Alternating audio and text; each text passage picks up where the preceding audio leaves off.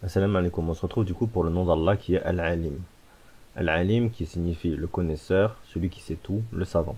Ou bien l'omniscient par excellence, donc il sait tout. D'accord. Donc ainsi, le terme Al-Alim souligne la connaissance complète et parfaite d'Allah. Cet attribut met en avant sa connaissance absolue et infinie sur tout ce qui existe. D'accord.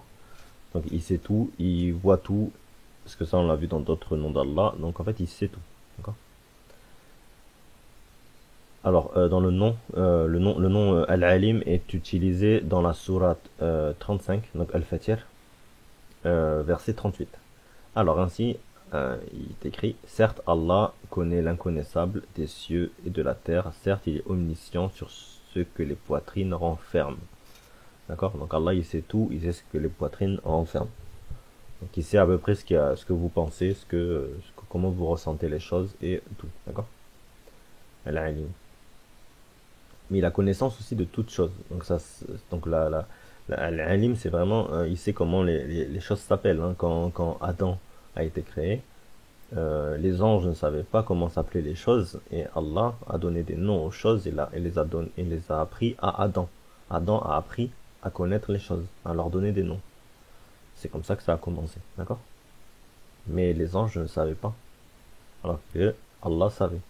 C'est lui qui a inventé tous les noms qui existaient, parce qu'il les connaissait. Bref. Ainsi, Al-Alim souligne qu'Allah connaît toutes choses, qu'elles soient visibles ou invisibles, apparentes et cachées, passées, présentes et futures. D'accord. Après, je dis quand il invente les noms, non, mais en fait, il connaît les noms, parce qu'en fait, pour que quelque chose soit, là je me suis trompé du coup, hein, c'est quand quelque chose soit, enfin, faut que Allah, en gros, euh, c'est la pensée d'Allah qui crée la chose, et pas l'inverse. D'accord. C'est la pensée qui crée la chose. Le verbe crée la chose. Donc en fait, c'est quand Allah dit quelque chose, cette chose se crée. Donc c'est pas Allah qui a créé quelque chose, il sait pas comment ça s'appelle. Non, c'est Allah qui crée, il sait déjà comment ça s'appelle.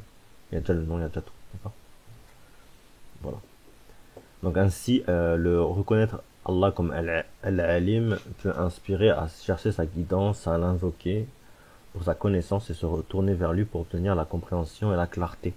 Quand vous galérez à comprendre quelque chose, par exemple, ben, vous demandez à Allah, Al-Alim, de vous aider, de vous guider dans un sujet tel donné en fait, hein, d'accord, qui est des fois compliqué, ou que vous comprenez pas bien, etc., qui n'est pas clair pour vous.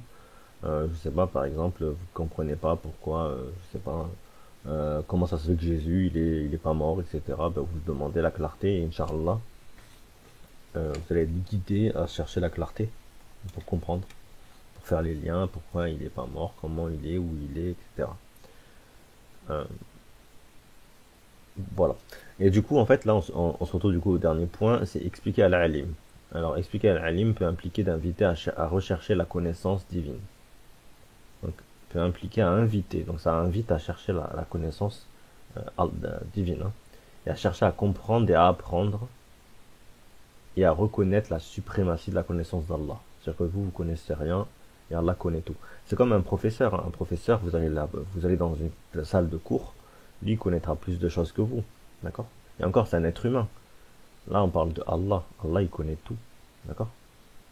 Donc, c'est pas la même chose. C'est pas le même degré de degré. D'accord.